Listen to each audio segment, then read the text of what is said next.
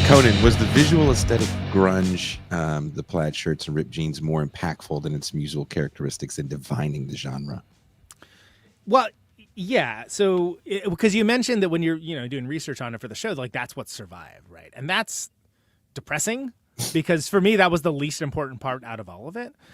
And that's come from someone that I didn't grow up somewhere cool. I grew up in the Central Valley, you know that. Like, and all this stuff was happening. It was an hour and a half away and a world apart, as I like to say. Much like a lot of the people that like played in these bands, but the fashion sense wasn't the thing that was important to me. It was the expression of something authentic, something that wasn't my parents' music. Because I had a weird upbringing. I grew up with Black Sabbath, Led Zeppelin, Neil Young, all that stuff was in the house, and I knew it and it was cool and I liked it. But it wasn't until I heard bands like Nirvana and Mudhoney and Soundgarden and Melvins, Butthole Surfers, Sonic Youth, et cetera, that I was like, oh, this is for me. This is the now. This is what's happening now. Even though in some cases it was a pastiche of those things, put through a blender and through their own sensibilities, which really isn't that normally what music is, if you stop and think about it. But to answer your question, the fashion, it bums me out that that's what's remained to a certain degree, or like what people think of. Because what you think about with like if you talk to like someone again, like they were there, like Steve Fisk, about like singles and stuff like that, they're like, ugh. Like they get like almost like a physical sense of revulsion because it was like the this is already a dated reference, but the Hot Topic version of what was going on.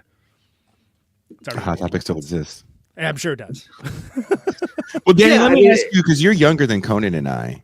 When you were growing up in the '90s, and you're even from a different world than us. You're from the East Coast. So how old are you in '94, '95? For 94, I was 9, and then I became 10 at the end of the year. Okay. So so we're a little older than late 84. Yeah. Yeah, we were. So when you think of grunge, when you were coming up, I don't even know if it was something you even talk about at 10 years old, probably, or even listen. Well, my two encounters were a couple of things. One, like I also lived in a depressing East Coast ocean town, and there was a sense that Kurt Cobain did as well. I saw Heart-Shaped Box.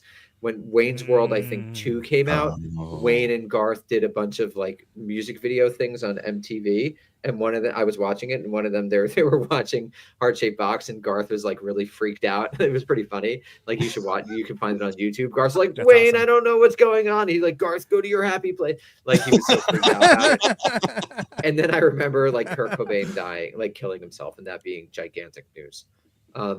Yeah. But remember, there wasn't like that. Grunge was also like, if you were into rock, like they're really when I was like 13, when really more getting into music 3 or 4 years later, they were very much still around, particularly Nirvana. And I would say like, it's not only the fashion that is it's really Nirvana and really Kurt Cobain has lasted. Like Nirvana's streams are like enormous. Yeah. Like Nirvana, I think, is one of the top streaming artists on Spotify, and they only have 3 albums. And Kurt Cobain's image is really popular. And another thing that you'll notice now is that like the Nirvana font is also like mega popular. You see that sort of strange Nirvana font all over the place now. It's really popular. And so in the wake of grunge, it's really Nirvana that's been the one to last. And there's like lots of questions about why, and there are things to explore there. So that's, I would say, like the Beatles are the ones who are going to represent the 60s. Nirvana is really going to be the ones who are going to represent the 90s. I agree with that. Absolutely. And quick tidbit, that font was called Onyx.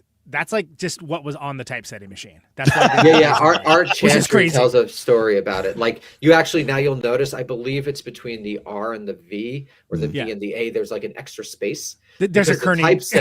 The typesetting was done by hand. Yep. It's just what they had there. Yeah. Art Chantry, I think, tells that story. That was, if they ever make it, they made that Helvetica documentary, but if they ever make a documentary just about various fonts, that I hope that story gets included, because I think that's incredible. It's a crazy one. Yeah. Yeah, it's funny because Nirvana only has 2. No, I guess they have 3 records, right? The Bleach. No, they have 3 records, and they have They have 3 records and a B-sides thing. Yeah, and then like they included other stuff in the box set. Right. Yeah. Unplugged was treated as a record because it was released as a record as well. But but In Utero was I mean, honestly, like it's interesting to see how people react to things ahistorically, because it's In Utero has sort of found its audience later. At the time, because a bunch of people were like, "Oh, I want Nevermind Part 2." I'm like, "Well, this band is not going to do that. They're not going to give that." And for me, when people have asked me in interviews, like, "Hey, what's your favorite Nirvana record?" I'll say In Utero, because it's kind of got it all. It's got like it's got the harder stuff. It's got the Milk It's and whatnot, and it also has like stuff like Heart Shaped Box, where it's like these huge soaring choruses that are like the best of like what pop sensibility could be, married with this aggressive form of loud guitars that again sort of noise guitar that Kurt noisy butthole surfersy, no one else scratch acid was acidy. really into that scratch acid, right? Like Kurt Cobain was really into like scratch acid in a way that none of the other like as like in Milk It, like they're kind of like off scale, totally. It's like free time almost. Like intentional, in a very intentional way. And that's what also makes them like radio friendly unit shifter. The feedback is the melody in one of the choruses. And so that's what also distinguished them. He was into Sonic Youth stuff. Like taking stuff from that, putting it towards like an actual pop sensibility.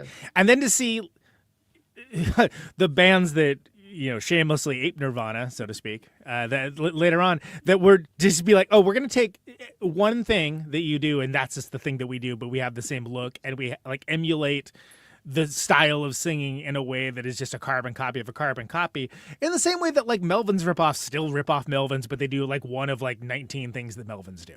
And well, the Melvins at this point are just all over. I mean, they've been doing it for so long. They're really all over the place. Yeah, I mean, and just the thing that none of the Nirvana. But they've always done. But what I mean, Danny, is that they haven't always just done like one style. Like they started off like hardcore.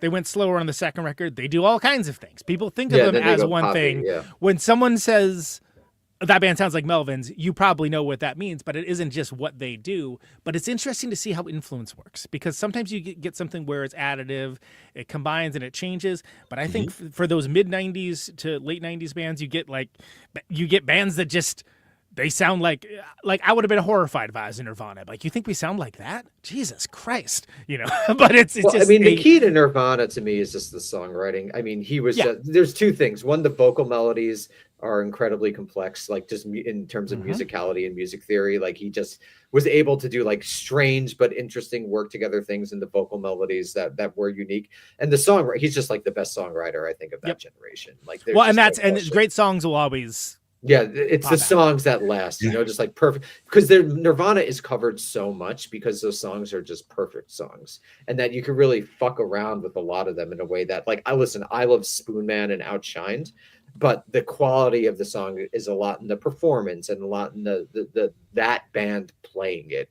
This is why Bob Dylan and the Beatles are also, because the songwriting craft is just really incredible. Do you think that they'll think Timothy Chalamet as Kurt Cobain's going to be coming?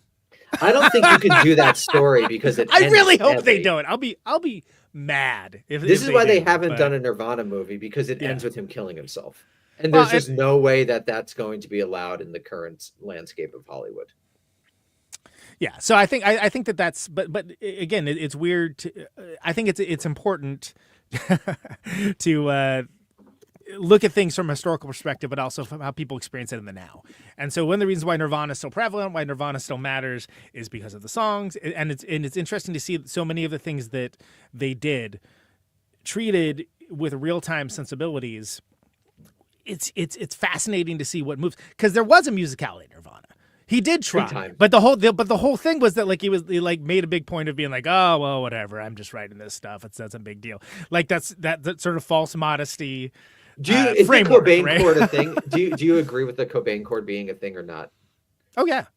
You think it's a real thing, so that he barred the three lower strings, so that that's also like weird musically, like that he did that instead of doing And I think if I remember, like part of it was sort of like he just saw Greg Sage do something different. He was flat. This is gonna be terrible for anyone listening. He was like flatting the top with his thumb, and he was like, "Oh wow, I never thought about you could just change where you put the fingers." And he didn't rip off the thing Greg Sage did, but he did his own thing.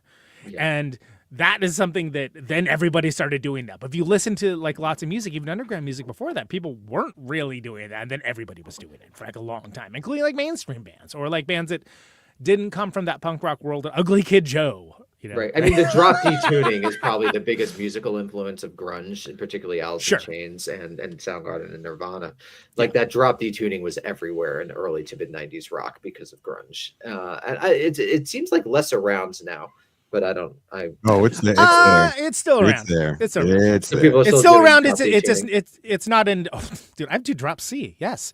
It's Don't not in get the me mono started. culture. They did do drop C on Blue on Bleach because they Yep. fucked up because they forgot that they had already done drop D. And they already moved it So down they to another went one. Yeah, further, great. yeah. Amazing.